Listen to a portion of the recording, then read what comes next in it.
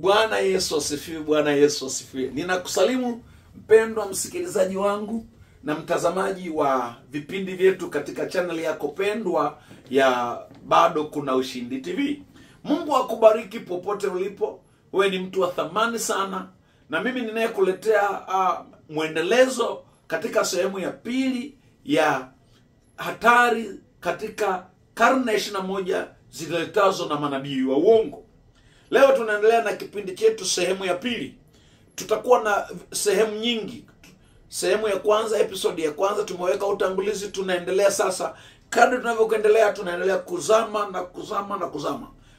Usikose chochote kipindi, kwa maana nitakufundisha mambo ya msingi, nitakupa mifano iliyo hai ya kimaandiko, lakini pia ya kiuchunguzi. Bwana Yesu asifiwe sana. Kwa hiyo kama kuna shida kubwa katika karne ya 21, ni wingu la manabii wengi wa uongo waliojitokeza katika karne hii, ambao wamezikamata na kuziiba roho hata za waamini, na hatimaye sasa watu wamekuwa magarasa, hawaamini tena katika Mungu, hawawezi tena kuwa na toba ya kweli, wamehamasishwa na kuaminishwa vitu visivyokuwepo, na mara nyingine wameibiwa pesa zao kimachomacho kwa sababu ya huu unabii na manabii wengi wa uongo waliojitokeza katika karne ya 21. Lakini neno la Mungu linathibitisha waziwazi kwamba kuna uwepo wa manabii wa uongo. Kuwepo kwa manabii wa uongo sio jambo jipya. Ni jambo ambalo limeanza karne nyingi sana huko. Lakini kwa nini linaendelea kuleta athari kubwa katikati ya kizazi? Kwa sababu hichi kizazi kinaenda na unabii wa siku za mwisho. Ndiyo maana neno la Mungu linathibitisha katika Mathayo 24:11, na manabii wengi wa uongo watatokea na kuwadanganya wengi. Wengi wamekwisha kudanganyika, matajiri wamedanganyika, masikini wamedanganyika. Sizungumzi kwamba kuwepo kwa manabii wa uongo ni sababu ya kuzuia kutokuwepo kwa manabii wa kweli wa Mungu. Manabii wa kweli wa Mungu wapo kabisa na wanafanya kazi zao vizuri kabisa. Lakini hawa manabii wa uongo wamekuwa na madoido mengi yanayowahamisha watu kutokuwasikiliza manabii wa uongo, kutokuwasikiliza manabii wa ukweli, na wamewapa majina kwamba wamepoa na kwamba tena Mungu amewaacha bali waaminiwe wao. Huu ni ujinga ambao unapandikizwa na hawa watu katika akili za watu wengi. Bwana Yesu atusaidie sana. Kwa hiyo hizi ni nyakati za mwisho. Kwa kuwa ni nyakati za mwisho, Mungu ananyanyua watu wanaojaribu kuleta neno la Kristo lililo sahihi. Katika kitabu cha Petro, Petro wa kwanza sura ya 2 mstari wa 2, anasema hivi, anazungumza habari, anasema, enyi watoto mliozaliwa sasa, yatafakarini maziwa ya akili yasiyogoshwa. Maziwa ya akili. Maziwa ya akili. Maana kuna vitu vingine tunapaswa kutumia akili yetu ili kupambanua uzuri, ukweli na uhalisia kinyume na uongo. Bwana Yesu atusaidie sana. Sikiliza, nguvu ya kwanza ya hawa manabii wanaoifanya ni nguvu ya udanganyifu. Nguvu ya udanganyifu. Wanajaribu kuleta uongo wao unaokamata watu kisaikolojia na kiroho. Ukishakamatwa kisaikolojia na kiroho umekwisha. Na ndio maana unakuta sio rahisi kujua umeingia, kwa sababu unakamatwa kisaikolojia, unakamatwa na kiroho. Kwa hiyo zile ni nguvu za kinabii wa uongo, zinajenga nguvu ya mamlaka, ambayo ile mamlaka inawalazimisha watu wawe wanataka ama hawataki watii. Na ndio maana miongoni mwa sifa walizonazo manabii wa uongo ni ukali feki. Wanakuwa wakali ili kuweka mpaka watu wasihoji wala kuwauliza jambo lolote. Vitisho vingi. Unaona kama vile Musa walivyomsema Haruni na Miriam, wakapata ukoma, utapata ukoma. Ni vitisho. Vitisho ili kuwazuia watu wasihoji ukweli. Bwana Yesu atusaidie sana. Kwa hiyo manabii wa ukweli na manabii wa uongo wanatumia mchanganyiko wa nguvu za kiroho na mbinu za kisaikolojia ili kujenga mamlaka yao na hivyo kuondoa uwezo wa watu kupima ujumbe wanazozitoa, na hatimaye wanapeleka na kusababisha watu kuwatii bila kuhoji. Bwana Yesu atusaidie sana. Jambo la kwanza katika hizo mbinu wanazozitumia kisaikolojia na kiroho, wanatumia mamlaka ya ufunuo kwa kudai kuwa wao ni midomo ya Mungu, na ndivyo ilivyo kimaandiko. Dai hili linawafanya sasa neno la nabii hapo kwa hapo likubalike bila kuchunguzwa kwa namna yoyote, kwa sababu akishakwambia mimi, na utajikuta maneno yao mengi anasema Mungu ameniambia. Maana kama Mungu ambaye ndio overall in charge wa vitu vyote, mtu anapotumia hili neno sana, maana anaweka ukingo wa watu kuhoji, kwa sababu wanadamu wanaogopa kumhoji Mungu. Bwana Yesu atusaidie sana. Bwana Yesu asifiwe sana. Kwa hiyo hii ndio inasababisha watu kuanza kupokea theolojia nyingine, mafundisho mengine ambayo wanayaamini watu kinyume na andiko la Biblia. Kwa sababu akishakwambia Mungu kasema kula majani, mtu haoji, anaogopa kumhoji Mungu. Kwa hiyo anaingia kula tu majani kwa sababu Mungu kasema. Kwa hiyo chanzo cha mafundisho feki yanayotesa kanisa leo ni pale midomo yao walipoitumia mamlaka walionayo kwa kumsingizia Mungu hata kwa mambo wanayotaka wao. Bwana Yesu atusaidie sana. Lakini jambo la pili, ile nguvu walionayo, ile neema ya kutabiri au kuona mambo, inasababisha watu waamini. Sikiliza, awe nabii wa Mungu au nabii wa shetani, wote wana uwezo wa kuona mambo ya siri. Ndio maana hata wapiga ramli nao ni manabii wale, anaweza kukuambia ulizaliwaje, mama yako alikuwaje na kadhalika. Lakini Biblia inasema tunapaswa tuwatambue kwa tunda la Roho katika maisha yao ya kila siku, kwa sababu kisima kimoja hakiwezi kuleta maji matamu na maji machungu. Bwana Yesu atusaidie sana. Na wanatumia karama ya neno la maarifa. Ngoja nikwambie, nitakuja kukufundisha kwa undani huko tunakoendelea. Nitakufundisha aina 9 za manabii. Na watu wanalazimisha hata vitu vingine huyo hana. Na ndio maana unakuta mtu akiona hana hiki, anaenda mpaka kwa waganga wa kienyeji ili apate upako kwa ajili ya kurahisisha mambo yake. Bwana Yesu atusaidie sana. Haleluya. Kwa hiyo, ingawa nabii wa kweli hutumia neno la maarifa kulingana na Roho Mtakatifu, nabii wa uongo pia anatumia udanganyifu au hata kwa nguvu za kishetani. Anaweza kutafuta mapepo ya utambuzi, akapata hayo mapepo yakawa yakikutazama yanakuambia kila kitu. Ndio maana nimesema awali, mtu yoyote kukuambia mambo yako yote haimaanishi huyo ndio nabii. Mwenye sikio na asikie. Watu waliokwenda kwa waganga wa kienyeji wanafahamu hiyo. Wanafahamu. Jina la Bwana libarikiwe sana. Wanafahamu. Ukiangalia katika kitabu kile cha Kutoka 7:11, wakati ule Farao, tunaona aliwaita manabii, aliwaita wachawi ili wamtafsirie ndoto. Bwana Yesu atusaidie sana. Kwenye kile kitabu cha Mwanzo aliwaita mpaka akatokea Yusufu naye akatabiri. Kwa hiyo hivi vitu vilikuwepo tangu zamani. Katika kile kitabu cha Mwanzo tumeona namna ambavyo wale manabii walioitwa na kile walichokuwa wanafanya. Lakini tumeona hata kipindi cha Musa jinsi ambavyo wale manabii na wao walifanya kama alivyofanya Musa. Wakitupa fimbo Musa na wao wanatupa. Manake pia kuna nguvu inayowawezesha kufanya hayo. Ndio maana hatumpimi nabii kwa maneno aliyosema au kwa vitu alivyovitabiri vikatokea. Kuna watu walitabiri na hawakuwa watu wana wa Mungu.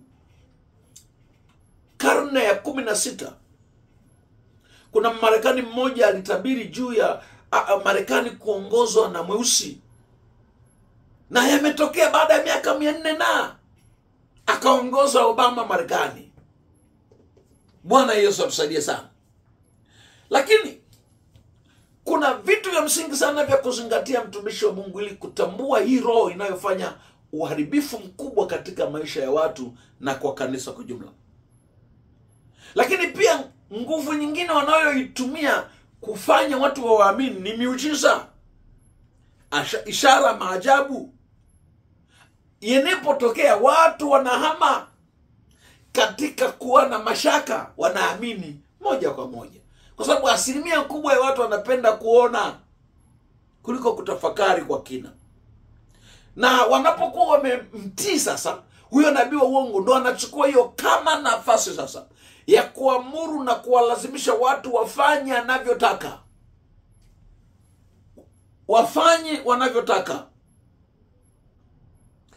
Bwana Yesu atusaidie sana. Kwa mfano, tunaposoma katika kitabu kile cha Samueli wa kwanza ile sura ya 15, tunaona Mfalme Sauli alipenda neno la haraka la nabii baada ya kumtii Kristo. Manabii wakamwambia, sikiliza, chukua hiki na hiki na hiki na hiki, nenda kamtolee Mungu tu, achana na hivi vitu vingine. Akatii. Samueli anamwambia kutii ni bora kuliko ni mafuta ya beberu. Kazi ya nabii wa uongo ni kuwakosanisha watu na Mungu. Anaweza akakwambia, wasikiliza, ni kweli, lakini mchukue tu huyo, achana na huyu mke wako. Nisikilize, watu wengi tunaangamia kwa kukosa maarifa. Utii ni bora kuliko ni mafuta ya beberu. Ni wakati wa watu wa Mungu kugeuza maelekeo yetu. Manabii hawa ndio chanzo cha ibada feki nyingi, sadaka zisizo na maelekezo. Zinakuja sadaka, lakini lengo kubwa ni kukuibia tu. Lengo kubwa ni kuibiwa, na watu wameibiwa. Unaambiwa kadri unavyotoa nyingi ndivyo unavyobarikiwa zaidi. Sikatai, lakini Biblia inazungumza sadaka inatolewa kwa moyo wa kupenda, sio kwa kulazimishwa. Na vitisho vingi, usipomtolea nabii wa Bwana utakufa. Vitisho, ukitaka kujua wewe ni nabii wa uongo, ni vitisho vya kufa. Utapata ugonjwa, utapooza, utafanya hivi, utafanya vile. Mtu wa Mungu, kuwa makini. Lakini kingine, utaona miujiza yenye mtiririko wa mwendelezo mmoja tu, kwamba huyu alipiga akaua panya, huyu akaua panya, huyu akaua nyoka, huyu akatapika sijui mjusi, akanya nini. Hizo ni dalili za nabii wa uongo, kwa sababu watu hawana matatizo yenye kufanana. Mimi maskini nimekula nimetapika panya, huyu sijui hajazaa amekunya panya, sijui huyu nini. Sikiliza, uone utapeli tu. Watu wa Mungu tuwe makini. Mifano ya kibibilia ya madhara ya manabii wa uongo. Neno linathibitisha kwamba kuna madhara makubwa ya manabii wa uongo yanayoathiri watu kiuchumi, kiimani, lakini pia kijamii. Kwa mfano, umasikini. Katika Biblia, Petro wa kwanza sura ile ya 2 mstari wa 1 mpaka wa 3 inasema, bali kutakuwa na manabii wa uongo kati ya watu, kama vile kutakavyokuwako walimu wa uongo, watakaoingiza kwa siri uzushi wa kuangamiza na kumkana Bwana anayewanunua, wakijiletea uharibifu wa ghafla, na wengi watafuata matendo yao mapotofu, na kwa ajili yao njia ya kweli itatukanwa, na kwa kutamani watafanya biashara nanyi kwa maneno ya upole na uongo. Kwa hiyo tunapoliangalia hili neno, linatupa kuelewa kwamba hawa manabii wa uongo wanatumia maneno ya upole ya unabii kukutamanisha utajiri, kukutamanisha mambo yasiyo na maana, vitu vilivyofichika, sijui hiki na kile na kile. Wanadai lazima ili yatoke ulete pesa nyingi, lazima upande mbegu, pesa nyingi sio kidogo. Ni kweli baraka inapimwa pia kwa kiwango cha utii wa namna ya kumtolea Mungu.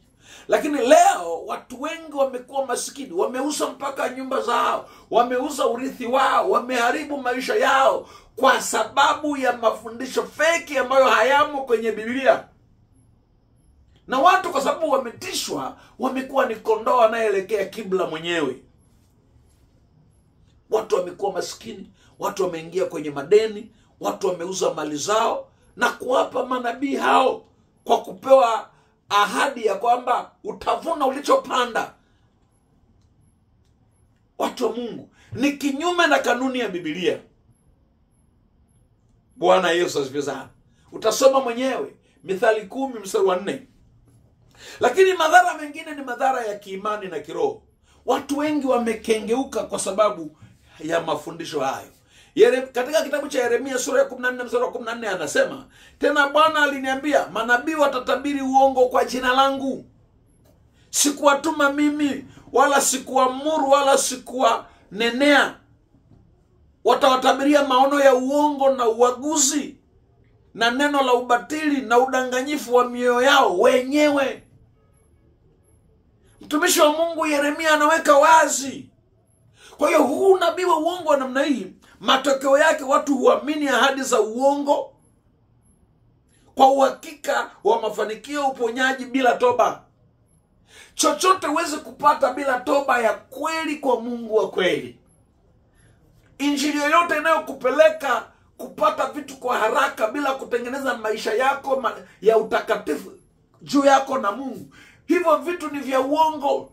Vitu vya Mungu ni vitakatifu, haviwezi kupita kwa mlango wa nyuma. Mungu hajawahi kujikana wakati wowote.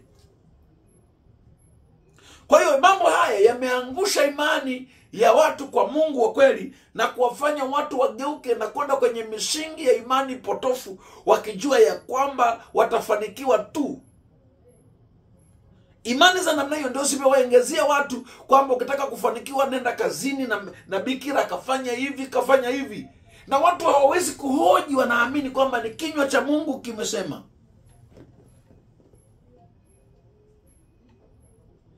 Na hii inasababisha watu wengi wavunjike moyo kuendelea kumwamini, kwa sababu anasema mimi nilipotoa hichi tu nikapata gari. Kwa hiyo mtu ambaye hajapata gari kwa sababu hiyo anaona kwamba yeye hana Mungu. Watu wa Mungu, ni wakati wa kuchunguza sana. Bwana Yesu asifiwe sana. Kwa hiyo tunapaswa watu wa Mungu tukinge watu wetu kwa kuwapa mafundisho sahihi, kurejesha neno la Mungu linalohubiriwa kwa ukweli wote bila kuchanganya na mapenzi ya watu. Kuna maneno yanayohubiriwa yaliyochanganywa na mapenzi ya Mungu. Kigezo cha kwanza namna ya kuwasaidia watu ni Kumbukumbu ya Torati 13 mstari wa kwanza mpaka wa pili.